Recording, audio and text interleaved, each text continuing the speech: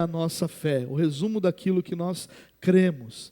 Então, é bastante importante a gente lembrar, por exemplo, da história de Lutero. Lutero tem sua conversão no texto da carta aos Romanos. Nós vemos Agostinho, por exemplo. Agostinho tem sua conversão num texto de Romanos capítulo 13, já falando sobre a prática cristã.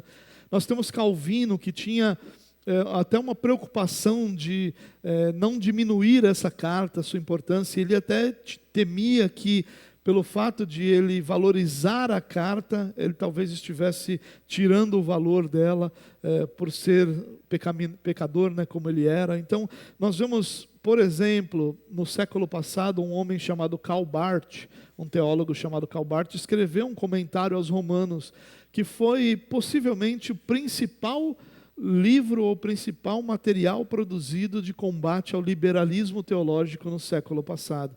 Foi baseado na carta aos Romanos. Então, a carta aos Romanos, irmãos, ela é a carta mais densa de toda a Escritura.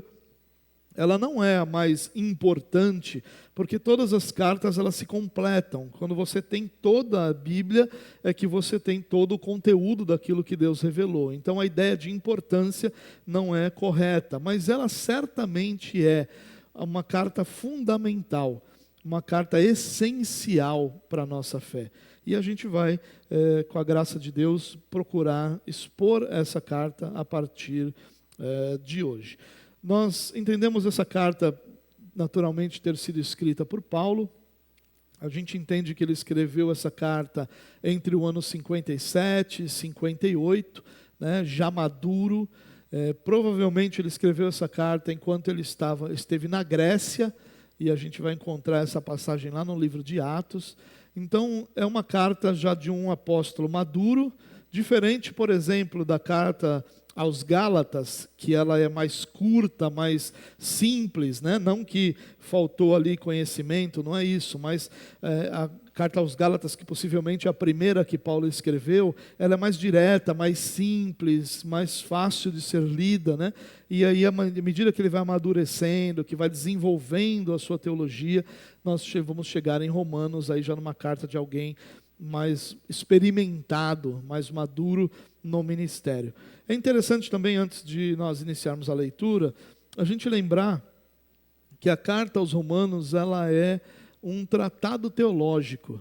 Ela é diferente das outras cartas de Paulo, porque as outras cartas de Paulo, ele vai tratar problemas e assuntos específicos das igrejas que são destinatários da carta.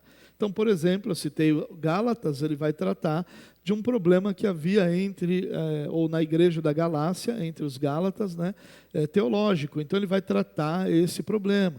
Quando nós lemos as cartas de Paulo aos Coríntios, por exemplo, nós vamos ver que ele vai tratar de alguns problemas pontuais daquela igreja. Claro que essas cartas servem para todas as igrejas em todas as épocas, mas o foco é diferente. O que Paulo faz nas suas outras cartas é tratar de problemas pontuais e tratar de assuntos específicos. O que Paulo faz escrevendo aos Romanos é um resumo da fé cristã, é um tratado teológico, é uma dissertação sobre aquilo que é o Evangelho. Então é isso que nós vamos enxergar aqui na carta do apóstolo Paulo aos Romanos. Então vamos lá, eu vou começar com o mesmo título, que é o título dessa série. Nós dividimos o livro em 5 partes diferentes, e nós vamos iniciar essa primeira parte que nós chamamos de o Evangelho segundo Paulo, onde Paulo vai apresentar ali o Evangelho, né, de uma forma mais ampla. E essa primeira parte, até o capítulo 3, versículo 20, Paulo vai falar sobre a queda do homem e a condição natural do homem. Então, os primeiros capítulos de Romanos, ele vai gastar explicando quem é o homem, em que condição o homem natural, né? O homem natural é o homem sem Cristo, o homem sem um relacionamento real com Deus. Em que condição ele está e o que ele pode fazer para mudar essa condição. É o que Paulo vai explicar nos 3 primeiros capítulos de Romanos. Hoje nós vamos, nessa parte da manhã, lidar com os 7 primeiros versos. À noite a gente vai continuar, mas hoje eu quero ler com você Romanos capítulo 1, versículo 1 até o versículo 7. Vamos lá. Paulo, servo de Cristo Jesus, chamado para ser apóstolo, separado para o evangelho de Deus, o qual foi prometido por ele de antemão, por meio dos seus profetas nas escrituras sagradas, acerca de seu filho, que como homem era descendente de Davi, e que mediante o Espírito de santidade foi declarado Filho de Deus com poder, pela sua ressurreição dentre os mortos, Jesus Cristo, nosso Senhor. Por meio dele e por causa do seu nome, recebemos graça e apostolado para chamar dentre todas as nações um povo para a obediência que vem pela fé.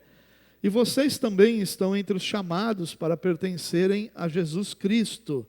A todos os que estão, a todos os que em Roma são amados de Deus e chamados para serem santos, a vocês, graça e paz da parte de Deus nosso Pai e do Senhor Jesus Cristo. Esses 7 primeiros versos, irmãos, eles fazem parte da introdução da carta. A introdução da carta vai até o final do versículo 17. Nessa primeira parte, Paulo então vai se apresentar e apresentar o seu pensamento. E na segunda parte ele vai apresentar suas intenções, por que ele estava escrevendo aos romanos e por que o conteúdo que viria era tão importante.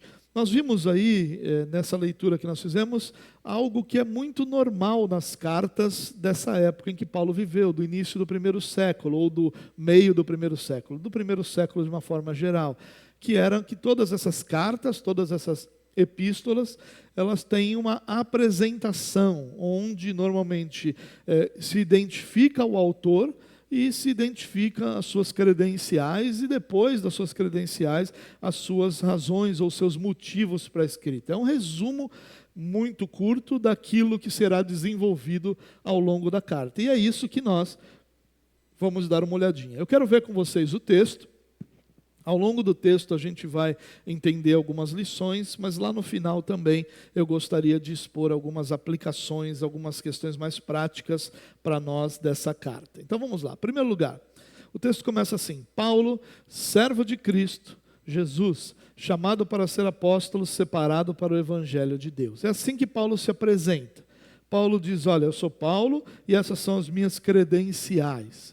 Possivelmente, não foi Paulo que escreveu essa carta com seu próprio punho, mas como era costume, não só dele, mas de muitas outras pessoas, ele possivelmente usou um escritor, um amanuense, para escrever essa carta em seu lugar. O que não muda absolutamente nada, já que isso permitia que ele ditasse e pensasse até de uma forma mais ampla aquilo que seria escrito. Mas a carta identifica o autor como Paulo. Paulo, que nós vimos no livro de Atos, um homem que se converteu, lá no capítulo 9 do livro de Atos, logo é chamado pelo Senhor para servi-lo e se torna o principal missionário da igreja primitiva, o principal líder da igreja primitiva. Paulo inicialmente tem um confronto sério com os judeus e aí então ele entende, como direção de Deus, que ele deveria ir aos gentios. Os gentios, e na verdade naquela época os judeus dividiam o mundo em dois grupos, judeus e gentios, né? E claro que dentro dos gentios havia algumas subdivisões, né? Como gregos e bárbaros, por exemplo, né? Que eram aqueles que tinham uma cultura grega e aqueles que não tinham a cultura grega, mas em resumo, de forma mais simples, eram os gentios e os judeus. Os judeus eram aqueles que eram judeus, seja por nascimento, ou seja, por terem sido agregados ali à religião judaica, e os gentios eram todos aqueles que não eram judeus, nem de nascimento, nem pela fé. Então, o restante de todo o mundo era chamado de gentio. E Paulo entende uma direção de Deus para ser enviado para os gentios. Mas olha como ele se identifica. Aqui, Paulo, um homem maduro, um homem que tinha experiência, que era experiente no Evangelho e no seu relacionamento com Deus, ele nos apresenta 3 das suas características que são muito interessantes. Primeiro, ele se identifica como servo de Cristo Jesus. E aqui ele nos apresenta na sua maturidade, no seu desenvolvimento, na sua experiência, a sua compreensão de identidade, quem ele realmente era. As outras 2 expressões não têm a ver com quem ele é, tem a ver com o que ele foi chamado para fazer, tem a ver com sua missão. Mas quem Paulo era é identificado nessa frase: servo de Cristo Jesus. E é interessante que essa palavra traduzida como servo é a mesma palavra traduzida como escravo. E a ideia dessa palavra é uma ideia de submissão plena. Então Paulo se identifica, nós o identificamos como o maior líder do cristianismo, mas Paulo se identifica como alguém plenamente submisso a Cristo Jesus, plenamente submisso ao Senhor. Essa identificação de Paulo é algo extremamente maduro, extremamente valioso para nós, porque ele não se engana, nem se ilude com outros títulos ou com uma outra autoridade que ele possa ter, ou qualquer outro tipo de título que ele possa sustentar. Ele não se ilude com isso, ele entende que ele só é útil realmente no reino de Deus, e que ele só pode servir ao Senhor no momento que ele entende que a sua verdadeira identidade é ser servo de Cristo Jesus. Servo no sentido mais profundo dessa palavra, de plena submissão, ao ponto de se confundir com a palavra escravidão. É claro que essa palavra escravo, para nós tem uma conotação muito diferente, com justiça, por tudo aquilo que a gente conhece de história, mas aqui havia uma outra conotação. E é claro que quando Paulo usa essa palavra, Paulo não está usando no sentido de dizer que ele era um escravo sem direitos, mas ele dizia que alguém que estava sendo plenamente submisso. É uma decisão dele, era um trabalhar do próprio Senhor nele, mas essa era a realidade, ele era plenamente submisso. Mas ele continua a sua identificação dizendo que ele é chamado para ser apóstolo. E aqui na sua maturidade, ele nos mostra claramente sua compreensão de missão. E isso, queridos, talvez seja um fator importantíssimo para que nós possamos pensar como Paulo tinha compreensão de qual era a sua missão, daquilo que Deus havia chamado ele para fazer, daquilo que Deus havia chamado para que ele exercesse como ministério, como trabalho, como serviço no reino de Deus. E ele compreende aqui que ele é chamado para ser apóstolo, ou seja, o que Deus faz é chamá-lo para que ele seja apóstolo. E a palavra apóstolo aqui merece um parêntese, porque a gente ouve muitas pessoas hoje que utilizam esse título. E isso é, no mínimo, incorreto, talvez desonesto, porque existiam características apostólicas que eram únicas dos primeiros cristãos desse período apostólico. Não apenas dos apóstolos, mas essas características eram vistas até em outras pessoas ali nesse período. E quais eram as características exclusivas dos apóstolos? Uma dessas características é que ele falava em nome do Senhor, com plena autoridade. Diferente dos profetas. Por que eles não são chamados de profetas, são chamados de apóstolos? Porque os profetas, eles repetiam aquilo que o Senhor dizia a eles para que eles dissessem ao povo. Os apóstolos, eles têm outra autoridade. Certa vez Paulo vai dizer assim: olha, sobre esse assunto eu não tenho uma palavra do Senhor, mas digo eu. Olha que ponto interessante. A gente pode pensar essa expressão de duas maneiras. Primeiro, Paulo falou do seu próprio coração, do seu próprio entendimento, e isso não serve para nós. O que é uma tolice, já que a gente tem uma palavra inspirada por Deus. Em segundo lugar, a gente pode entender que Paulo, por ter essa autoridade apostólica, ele tinha essa autorização para falar em nome do Senhor. E é isso que Paulo tinha. Essa era uma das características. Outra característica apostólica eram os sinais que aconteciam continuamente, sem nenhum tipo de limitação. E é nisso que nós vemos Paulo sendo chamado para ser apóstolo, como diferente de qualquer um que use o título apóstolo hoje. Muitos desbravadores usam esse título, quando eles deveriam usar o título de missionário, ou de desbravador, ou qualquer outra coisa, não de apóstolo, que é um título que tinha uma limitação para um período específico e que terminou no período apostólico sem nenhum problema. Por fim, Paulo se identifica como alguém separado para o Evangelho de Deus. E aqui ele nos mostra plenamente sua maturidade. Ele entende para que ele existia, por que ele existia, qual era a sua vida, o que ele vivia plenamente, o que era que o Senhor esperava dele. E é interessante que essa palavra separado, ela é a palavra que vai tanto nos indicar santidade, quanto vai nos indicar, ou é a mesma palavra, na verdade, que vai ser traduzida muitas vezes como fariseu. Na verdade, fariseu é a palavra, a tradução de fariseu é ser separado. Então, Paulo está dizendo aqui que ele foi separado por Deus, que a sua vida agora não era mais uma vida que vivia de acordo com todos os padrões sociais, mas que ele vivia a sua vida de acordo com um padrão que vinha de Deus. Ele foi separado, ele foi tirado do meio em que ele estava para agora viver para o Evangelho de Deus. E esse para o Evangelho de Deus aqui vai nos dar tanto a conotação de servir o Evangelho, de servir os cristãos, quanto de viver o Evangelho e de viver como cristão. Então, Paulo entende que ele é separado pelo Senhor, um fariseu do Senhor. Quando a gente fala fariseu é meio que um xingamento hoje em dia. Quando você chama alguém de fariseu, você não está querendo usar essa palavra de uma forma positiva, é sempre negativa. Mas a palavra fariseu é simplesmente aquele que pertencia a um grupo religioso de Israel que era separado.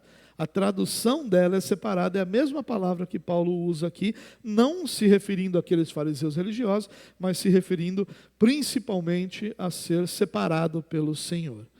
Bom, seguindo o texto, diz assim: o qual foi prometido por ele de antemão por meio de seus profetas nas Sagradas Escrituras. E o que a gente aprende aqui? Olha só, Paulo se identifica a sua separação para o Evangelho e já pega esse gancho para falar do Evangelho.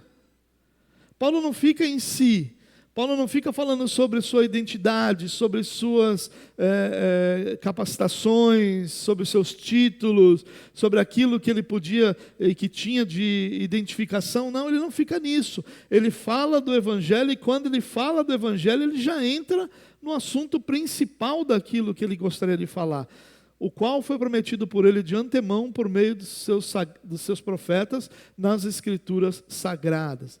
Paulo nos fala aqui sobre a origem do Evangelho para o qual ele foi separado. Qual é a origem desse Evangelho? A origem desse Evangelho não está em Paulo. A origem desse Evangelho não está nos apóstolos. A origem desse Evangelho não está na igreja. A origem desse Evangelho está em Deus. Esse Evangelho já havia sido prometido por ele de antemão, já havia sido anunciado. Nós iniciamos o nosso culto lendo o profeta Isaías, 700 anos antes de Cristo, anunciando Cristo, anunciando que o Salvador viria, anunciando que o Evangelho seria dado ao seu povo. 700 anos antes, ele anuncia que a origem do Evangelho é que ele já havia prometido o Evangelho. Prometido como? Por meio dos seus profetas nas Sagradas Escrituras, ou nas Escrituras Sagradas. Deus já havia levantado inúmeros profetas para anunciar que o Evangelho seria proclamado em todas as nações. Deus já havia dito que salvaria o povo, havia uma promessa de salvação. Salvação não é algo que Deus fez quando a lei falhou. Muitas pessoas têm essa conexão, eles pensam assim: olha, houve o período da lei, deu errado, os judeus viraram fariseus, viraram pessoas que abandonaram o Evangelho, aí Deus estabelece um plano B, o plano B é enviar Jesus e o plano B é estabelecer o Evangelho. Paulo nunca pensou assim. Ao contrário, Paulo chega a dizer o seguinte, que a lei serviu de tutor, que a lei serviu de babá para o seu povo até que Cristo viesse. A lei teve o seu papel, e o papel da lei nunca foi salvar. O papel da lei sempre foi aclarar, deixar claro qual era a realidade de cada ser humano. Deixa claro quem é o ser humano, deixa claro a incapacidade do ser humano de cumprir essa lei, de cumprir as leis, quaisquer que sejam. E é essa incapacidade que se torna clara à medida que o povo de Deus vai caminhando com o Senhor. E aqui a gente entende um ponto importante. Para Paulo, ele não está falando de nada novo. ele está falando de algo que Deus sempre anunciou, que Deus sempre prometeu, que sempre foi dito que aconteceria. Por isso que Paulo vai buscar no Antigo Testamento inúmeras referências nos explicando a realidade do ser humano e a realidade da salvação. Mas ele continua, então entenda, olha só, Paulo fala de si, faz um gancho do Evangelho, e aí ele começa a falar do Evangelho. Primeiro ele fala sobre a origem do Evangelho, e aí o texto continua, acerca de seu filho, que como homem era descendente de Davi, e mediante o Espírito de Santidade foi declarado Filho de Deus com poder, pela sua ressurreição dentre os mortos, Jesus Cristo nosso Senhor. E aqui, olha que interessante, ele fala sobre a origem do Evangelho, e aqui ele fala sobre o centro do Evangelho. Ele fala, olha, o meu Evangelho é sobre o Filho. O meu Evangelho não é sobre outra coisa. O meu Evangelho é sobre o Filho. O Filho, e aí ele vai tratar aqui das credenciais também do Salvador, né? Primeiro ele vai tratar do centro do Evangelho, que é Jesus Cristo. Ele diz, olha, é acerca de seu Filho. O meu Evangelho não é sobre outra coisa. O meu Evangelho não é sobre vitória, não é sobre milagre, não é sobre cura, não é sobre prosperidade. O meu Evangelho é sobre Jesus Cristo. Esse é o centro do meu Evangelho. Todos os outros assuntos, e ainda que tenham sua importância, eles são periféricos, porque o Evangelho é sobre a pessoa de Jesus. E aí ele vai dar as credenciais do Salvador. E ele diz que, como homem, ele era descendente de Davi. Então ele está dizendo aqui que o Filho, que é o centro do Evangelho dele, ele é o descendente de Davi, que foi anunciado no Antigo Testamento como aquele que viria para salvar. Ele está identificando Jesus também com o Antigo Testamento, também com as profecias do Antigo Testamento. Ele está dizendo, Jesus não é alguém que apareceu, Jesus é alguém que foi anunciado, que foi prometido, que seria descendente de Davi, e que é descendente de Davi. Portanto, é o Messias enviado para os judeus e, por consequência, para todo mundo. Mas ele diz, olha, mediante o Espírito de Santidade, ele foi declarado Filho de Deus. E é interessante que ele foi declarado Filho de Deus com poder. O que Paulo está dizendo aqui? Que como homem, ele vem da descendência de Davi, mas que por sua santidade, perfeição e obra, ele é declarado Filho de Deus com poder. E com esse poder, não é que ele recebeu o poder ao ser declarado Filho de Deus, não. Ele é declarado o Filho de Deus que tem o poder, é um poder inerente, uma virtude que faz parte da sua natureza. Então ele identifica quem é o Salvador. Paulo está deixando muito claro quem é Jesus. A sua humanidade, e na sua humanidade ele é descendente de Davi, mas na sua espiritualidade, ele é Filho de Deus com poder. E ele vai anunciar, e essas duas naturezas de Jesus, aquele que é 100% homem e 100% Deus, vão ficar muito claras quando Paulo desenvolve toda a sua teologia em Romanos. Ele vai sempre tratar Jesus como 100% homem, 100% Deus. O homem descendente de Davi e Deus, Filho de Deus declarado com poder, um poder inerente, poder que faz parte da sua natureza.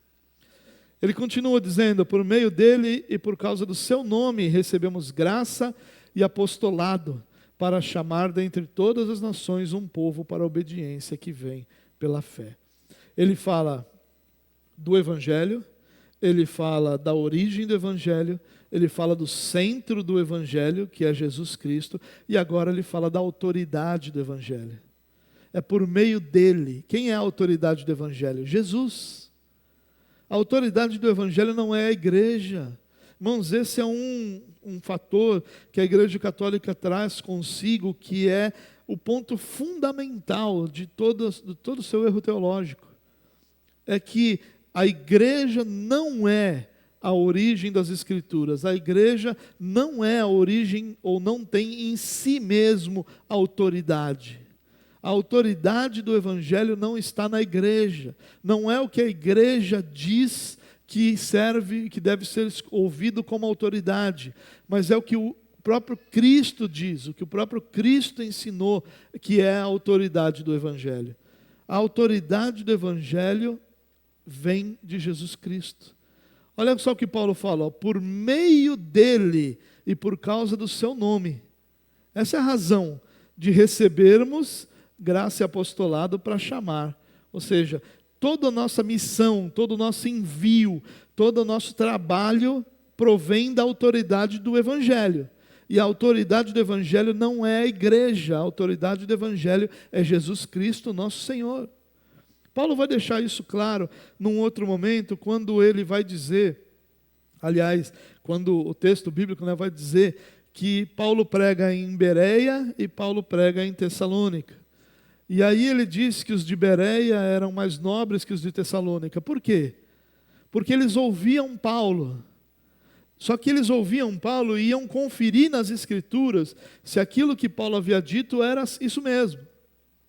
Enquanto que os de Tessalônica, eles tinham uma fé na autoridade do apóstolo Paulo. A fé dos de Tessalônica era essencialmente na própria palavra de Paulo. E essa é uma das diferenças entre um contexto que é protestante e um contexto que é católico.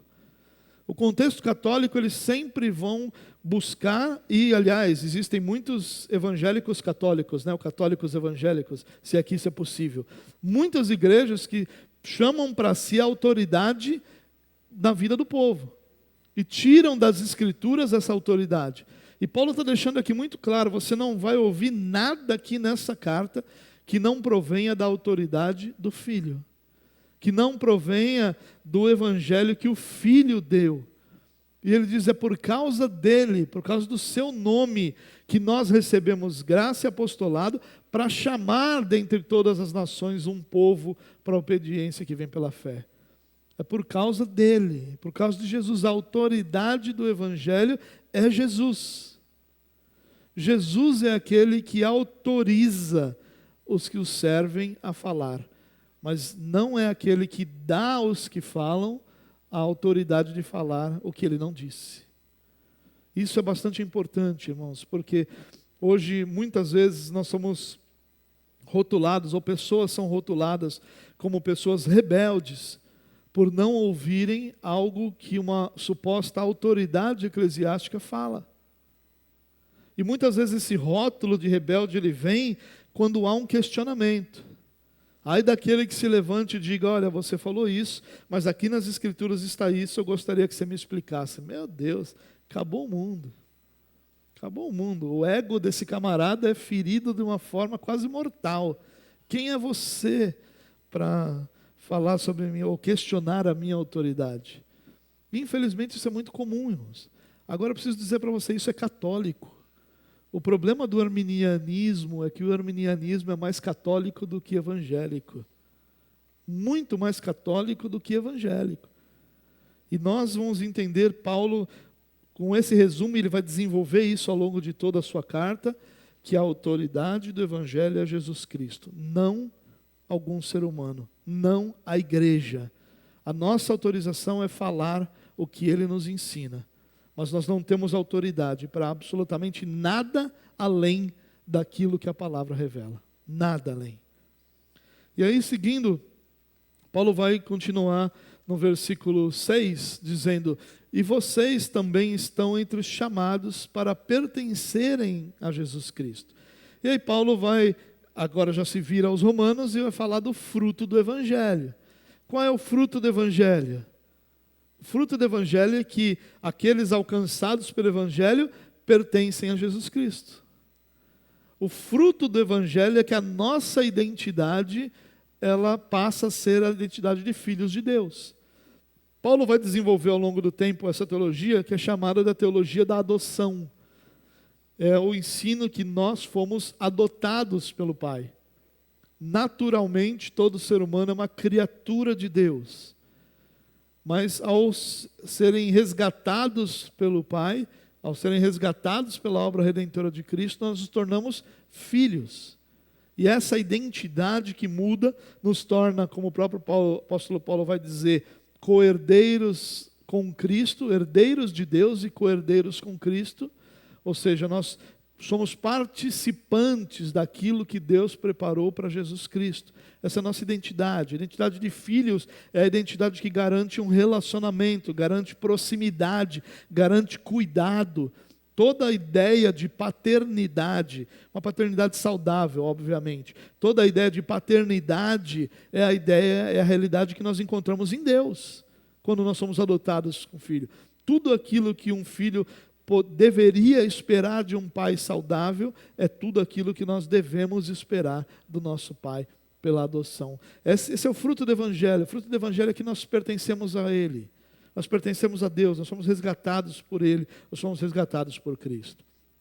Por fim, no texto que nós lemos, Paulo vai falar sobre a identidade cristã. Ele diz, olha, a todos os que em Roma são amados de Deus e chamados para serem santos.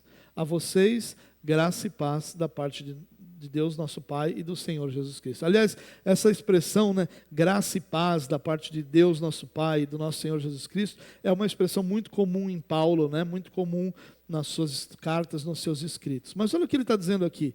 A todos os que em Roma são amados de Deus e chamados para serem santos. A vocês, graça e paz da parte de Deus. Olha o que ele está fazendo aqui. Ele está fazendo um direcionamento da sua bênção, para quem? Para aqueles que em Roma são amados de Deus e chamados para serem santos. Paulo está dizendo, eu estou escrevendo para cristãos. Eu não estou escrevendo para não cristãos.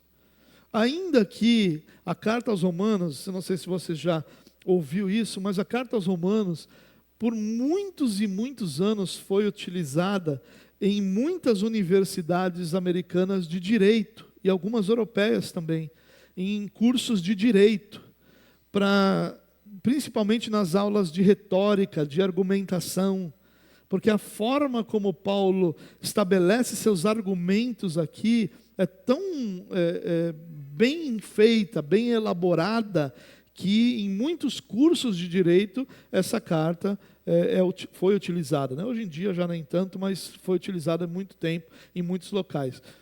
Claro que é diferente, eles estão buscando como Paulo constrói os argumentos. Mas Paulo está dizendo aqui, eu não estou escrevendo para outro grupo, senão para aqueles que são amados de Deus e chamados para serem santos. É para esses que eu estou escrevendo. É esses que devem inclinar os seus ouvidos para ouvirem minha voz, está dizendo Paulo. São esses que devem se aprofundar nessa carta e aprender aquilo que é o Evangelho de Deus revelado pelo próprio Deus através de um apóstolo. Essas palavras do apóstolo Paulo são direcionadas a nós, irmãos. A cada cristão, a cada um daqueles que é amado de Deus e chamado para ser santo. Esse aqui é o resumo daquele que é cristão.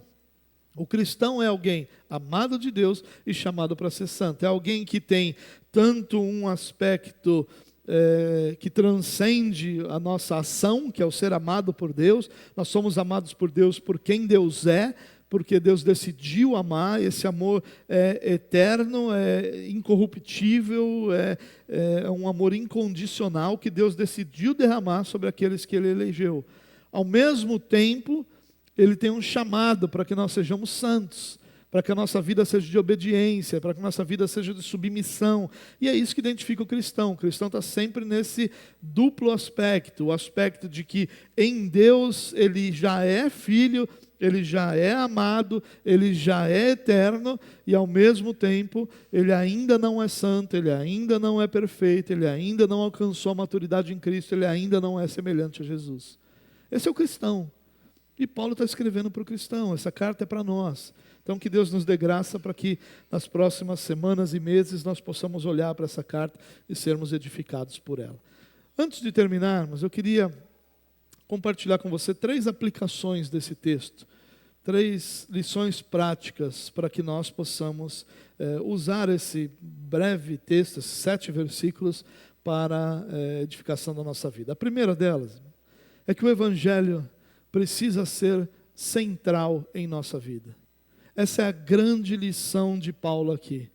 Paulo não fica na ilusão dos seus títulos e das suas recomendações. Paulo não gasta tempo em assuntos que não sejam centrais. Paulo se apresenta e já automaticamente no primeiro verso ele já insere aquilo que é central em sua vida e aquilo que é central no seu ministério. Paulo nos ensina essa grande lição. O Evangelho precisa ser central em nossa vida. Irmãos, nós precisamos viver a partir do Evangelho. Só que a tentação que nós enfrentamos todos os dias é a de encaixar o Evangelho em nossa vida. É a de encaixar o Evangelho nas nossas preconcepções. É encaixar o Evangelho naquilo que são as nossas preferências. Essa é a tentação de todos nós. A tentação de todos nós é pegarmos uma ordem de Jesus e encaixá-la dentro daquilo que a gente já prefere. E deixar de lado, relegar a um patamar inferior aquilo que não nos agrada, aquilo que não é próximo de nós. Tanto que você vai perceber que a maioria dos cristãos sempre enfatiza alguns pontos em detrimento de outros. Poucos são os cristãos que enfatizam igualmente todos os pontos do Evangelho. A maioria vai enfatizar um ou outro. Por quê? Porque são aqueles pontos mais próximos de si, aqueles com quem eles tiveram experiência, ou aqueles que são suas preferências, ou aquilo que de repente lhe é mais fácil de obedecer. A gente gosta dos mandamentos fáceis de obedecer. Os outros mandamentos a gente sempre está dizendo alguma coisa do tipo, olha, é complicado, estou esperando em Deus, Deus está moldando minha vida, Deus está me ensinando sobre isso. Essa é a nossa realidade, irmãos. A nossa realidade não é de perfeição, não é de capacidade de obedecermos, não é de capacidade de fazermos aquilo que Deus falou. E a nossa proteção contra essa tentação é que o Evangelho seja central em nossa vida, que as nossas decisões e pensamentos partam do Evangelho. Que o Salmo 1 possa ser nossa realidade. Você lembra o que o Salmo 1 diz? Que ele vai falar que bem-aventurado, aí ele vai falar sobre o homem que passa pelo caminho, pelo homem que está no caminho, pelo homem que ouve as atenções. Mas ele diz, olha, bem-aventurado é aquele que medita na lei do Senhor de dia e de noite. Esse sim vai prosperar. Esse sim vai ter todo o trabalho das suas mãos prosperando. E o que o salmista está dizendo aqui é a mesma coisa que Paulo nos ensina. Quando é a partir do Evangelho, nós vivemos aquilo que é a nossa vida real, de verdade. Não a vida que nós muitas vezes temos e que é diferente do Evangelho. Quando é a partir do Evangelho, quando a minha decisão, para falar de uma forma mais prática, uma decisão que eu vou tomar, ela parte do Evangelho. Os princípios que eu vou usar para tomar aquela decisão partem do Evangelho e não de qualquer outro lugar, aí sim eu estou vivendo como Deus me chamou para viver. Então, a primeira lição que nós aprendemos é que o Evangelho precisa ser central em nossa vida. Nós lutamos contra muitas coisas, irmãos. Muitas batalhas pessoais, sociais, familiares, profissionais. A gente tem batalha que não acaba mais, né? Mas a grande realidade é que a nossa segurança em tudo isso é o Evangelho. É a revelação de Deus, é aquilo que Deus nos ensinou. Se nós olharmos para isso, isso vai ser a nossa segurança na hora de fazer o que tem que ser feito. Na hora de não temer no meio das nossas batalhas, na hora de seguir adiante com decisões e conversas que às vezes são muito difíceis. É confiando em Deus, tendo o Evangelho central em nossa vida. A segunda lição que eu queria destacar aqui é que Cristo precisa ser o centro do nosso Evangelho. O Evangelho precisa ser o centro da nossa vida. E Cristo precisa ser o centro do nosso Evangelho. E talvez falar de Cristo como centro do nosso Evangelho possa parecer uma coisa fácil e comum. Mas ao contrário disso, irmãos. O que nós mais vemos isso em igrejas chamadas evangélicas, nós mais vemos em igrejas chamadas evangélicas, é que o homem é o centro do Evangelho e não Cristo. Os anúncios são sobre o que Deus vai fazer para você, não sobre o que Deus vai fazer em você. As mensagens não são sobre arrependimento, transformação, mudança de vida. As mensagens são sobre como você vai vencer, como você deve seguir adiante, como você é cabeça e não cauda. Quando o evangelho que nós vivemos e pregamos, não só o que nós pregamos, que o que nós pregamos normalmente é mais bonito do que o que a gente vive. né? Mas falar é uma coisa mais clara, mais fácil. A gente fala sobre o Evangelho, mas mais difícil é viver esse Evangelho. E quando nós vivemos esse Evangelho, ou pregamos esse Evangelho, o centro dele precisa ser Jesus. Senão o que nós estamos pregando é outra coisa que não é Evangelho. E Paulo, que usava palavras duras para isso, dizia que esse Evangelho era maldito. O Evangelho cujo centro não é Cristo é maldito. E ele é maldito em que sentido? No sentido de que ele não transforma, de que ele não aproxima de Deus, de que ele não conduz ao arrependimento, mas de que ele exalta o homem, de que ele cauteriza a sua consciência, fazendo com que o homem não mais perceba que vive em seus pecados e delitos. Irmãos, isso é muito sério. A mensagem que nós pregamos, cremos e vivemos, precisa ter Cristo como centro. Não pode ser sobre nós, tem que ser sobre Cristo. E muitas vezes, irmãos, nós vemos isso, e onde nós mais vemos isso, na verdade, são nas músicas. Não porque tem mais em música do que em pregação, tem mais em pregação do que em música. Mas as músicas, elas são mais curtas, elas se espalham mais. É muito difícil você compartilhar uma mensagem de 1 hora com alguém no seu WhatsApp, mas é muito mais fácil você compartilhar uma música de 3 minutos. Então as músicas elas encontram uma amplitude maior. Mas o que a gente tem de músicas que não tem absolutamente nada sobre Cristo é incontável. Assim como o que a gente tem de pregação que não tem nada sobre Cristo também. Pregações que falam sobre tudo, falam sobre os passos da vitória, os passos da restauração, os passos da reconstrução, os passos do céu, os passos de todo que é lugar, menos Cristo. Cristo nessas mensagens e nessas músicas, Ele é o servo, Ele não é Senhor. Ele não reina, Ele é alguém que tem obrigação de fazer. E muitos cristãos acabam tendo essa postura. Não, eu oro e Deus vai responder, Deus vai fazer o que eu quero. Eu entrego meu dízimo, Deus vai ser aquele que não vai deixar eu passar nenhuma luta, nenhuma necessidade.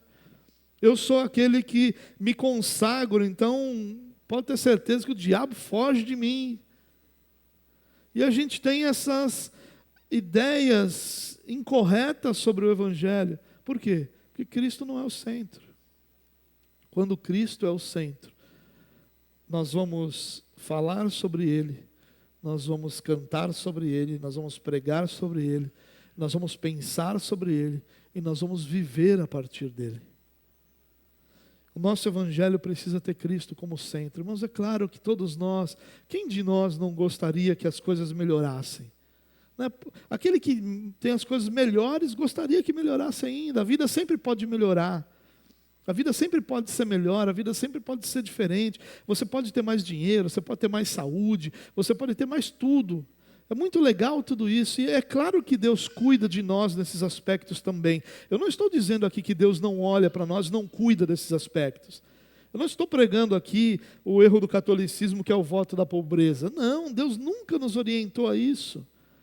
Mas Deus nos orientou à satisfação, a estarmos satisfeitos nele. Quando Cristo é o centro do nosso Evangelho, nós caminhamos satisfeitos. Nós não estamos insatisfeitos com a nossa vida, porque nós sabemos o que Deus está fazendo. A única insatisfação de alguém que tem Cristo como centro do Evangelho é consigo mesmo. Ele está insatisfeito com sua própria incapacidade de amar a Deus mais, de servir a Deus mais, de obedecer a Deus mais, mas com todo o restante da sua vida, ele deseja mais, ele deseja crescimento, mas ele tem um coração grato por tudo aquilo que Deus já fez. Ele tem um coração grato por tudo aquilo que ele já experimentou, por todas as promessas que estão diante dele, por toda a realidade de transformação que Deus já fez em sua vida. O Evangelho precisa ser o centro. Aliás, Cristo precisa ser o centro do nosso Evangelho. Por fim, a última aplicação. O cristão é amado por Deus e chamado para a santidade. Essa é nossa identidade, irmãos. Como eu disse, a gente vive nessa tensão entre Deus me ama, Deus me salvou, essa salvação não pode ser rompida, essa salvação não pode ser desfeita, essa salvação não pode ser tirada de mim. Quem nos separará do amor de Deus que está em Cristo Jesus? Essa é a nossa certeza. Ao mesmo tempo, há um chamado de Deus para a santidade, ao mesmo tempo, há um chamado de Deus para o movimento, um chamado de Deus para que nós estejamos sempre, sempre, sempre buscando, crescendo, amadurecendo, se desenvolvendo, caminhando em direção à semelhança de Cristo Jesus. Nós não podemos nem por um lado menosprezar o fato de que nós somos salvos e nada vai mudar isso, muito menos menosprezar o fato de que porque eu sou salvo, isso traz consigo um chamado para que eu seja santo, para que eu viva em santidade.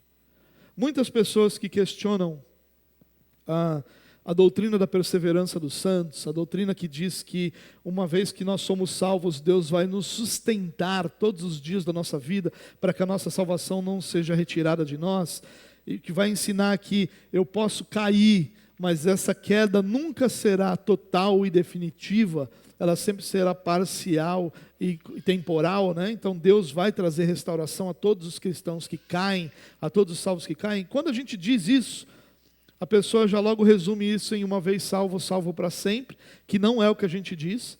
A gente diz que é uma vez salvo, Deus nos sustenta todos os dias para sempre.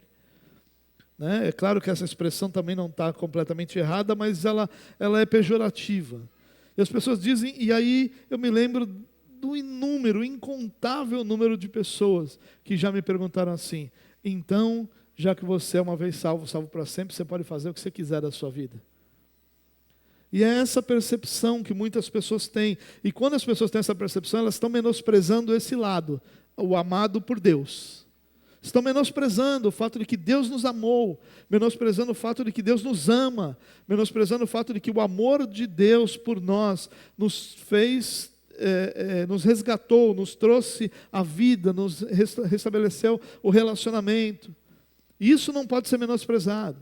Mas por outro lado, irmãos, também não é a ideia de não importa o que eu faça, importa sim, porque eu fui chamado para a santidade, porque o chamado de Deus é que eu viva em obediência ao Senhor, em santidade ao Senhor e caminhe com o Senhor nessa santidade.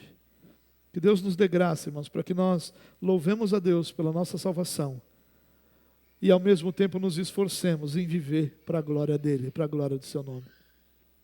Poucas expressões em todo o mundo são capazes de resumir tão bem o que é ser cristão. O cristão é aquele que vive entre o louvor a Deus por já ser salvo e a expectativa de viver uma vida que glorifique o seu Senhor.